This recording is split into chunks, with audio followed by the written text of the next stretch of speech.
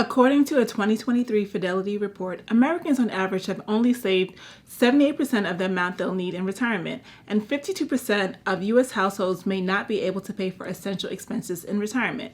The average retirement balance for people 35 to 44 is just $141,520, but that isn't telling the whole story because of outliers like me who are over-indexing that number. The median retirement balance for people 35 to 44 is just $45,000. So where do you stand?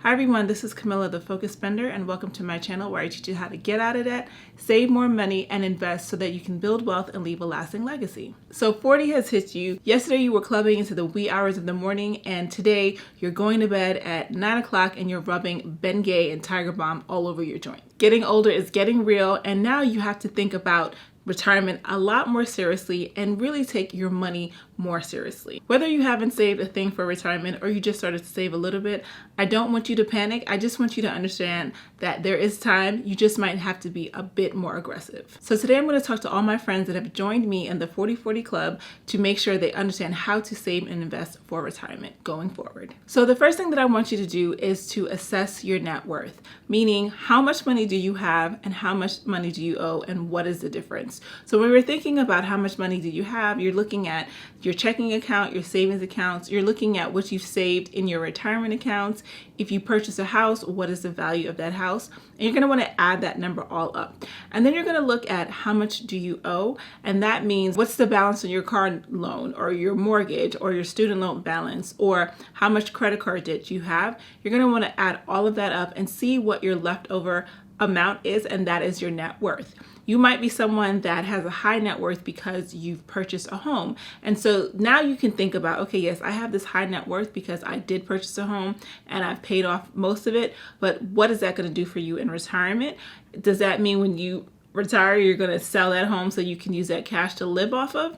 What does that actually mean? So you're going to want to just do that net worth analysis and really understand where your net worth is coming from and how you're going to use it later on in life. And after that, you're going to have to spend some time just looking at your spending habits and looking at your budget just to understand how much money you do have in order to save or invest. So are you someone who is a high income earner, but you don't have a lot of money left over at the end of the day because your expenses are so high, or you just are just living paycheck to paycheck because you're just living your life? Like, what is going on with your budget and how much room and flexibility do you have to save and invest? Because you're probably going to have to start making some adjustments. So the next thing I want you to do is to set your goals. How much are you going to need in retirement? And you're probably looking at me like, how do I even figure out how much money I'm going to need to retire?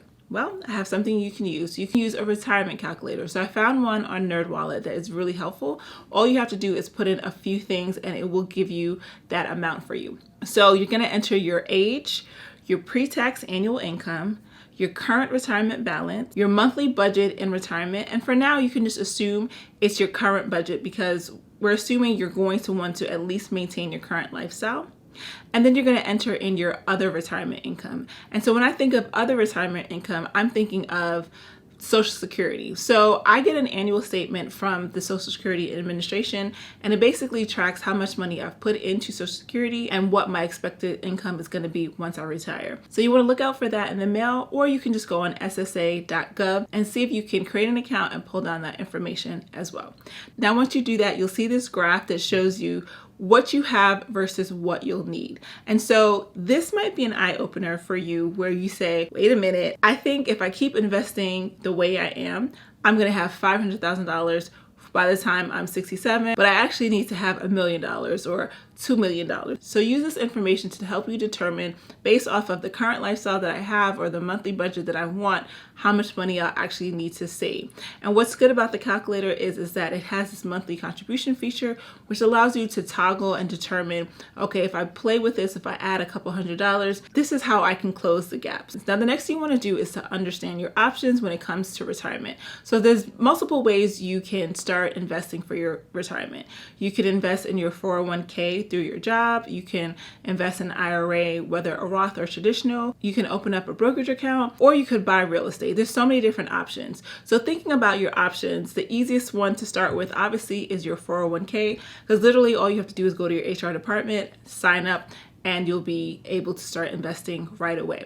And the good thing is that many companies offer a match. Maybe they offer a 2% match, maybe they offer a 4%, 5% match. Some companies, if you're really lucky, will just put in money for you, but that's kind of rare. So you're gonna wanna make sure that you're at the minimum, at the very minimum, putting up to the match, because you don't wanna lose out on that free money. And if you can go higher, definitely go higher, but you're gonna have to really sit with your budget and understand how much you can afford to do. Now, the maximum you can do for 2023 is $22,500, and in 2024, it's gonna go up to $23,000. And also, a lot of jobs will allow you to do a traditional 401k or a Roth 401k, meaning you can contribute after taxes with your Roth 401k, and that way you're putting in your money that's already been taxed, and by the time you retire, no matter how high it grows, you don't have to worry about being taxed on that money. Now, going back to the IRA, you can do a Roth IRA or a traditional IRA, and just like the Roth 401k, you can do a Roth IRA that lets you put money in that has already been taxed, so that when you retire, you never have to worry about getting that money taxed, no matter how large it grows. Now, the max for 2023 is $6,500, and the max for 2024 is $7,000. So definitely think about doing an IRA after you have funded your 401k. And if you still have money left over, you can open up a taxable investment account where you can purchase stocks, bonds, ETFs, mutual funds, etc. Now, the next thing I want you to do is to diversify and manage your risk when it comes to investing for retirement. You've heard the saying, don't put all of your eggs in one basket. So you definitely don't want to say, okay, I'm going to take this lump sum of money and I'm going to invest it in Apple. I'm going to invest it in Tesla. I'm going to invest it in Twitter. Whatever it is, you don't want to do that. You want to have a mix of investment types. You want to have a mix of stocks versus bonds. You want to have a mix versus companies. You want to have a mix versus sectors that you're invested in. So there are very simple ways that have been developed for you to do that. Now, if you're investing in your 401k, many 401k plans will have a target retirement age investment plan. So let's say you're projected to retire in 2045. You can literally invest in a plan called retirement year 2045. And then that way, over the years, every year it will adjust automatically, where the younger you are, the more aggressive it will be. And the older you are, the less aggressive it will be. So it will do all of that flow and that it will do all of that management for you. So you don't have to worry about trying to figure out how to diversify between stocks and bonds.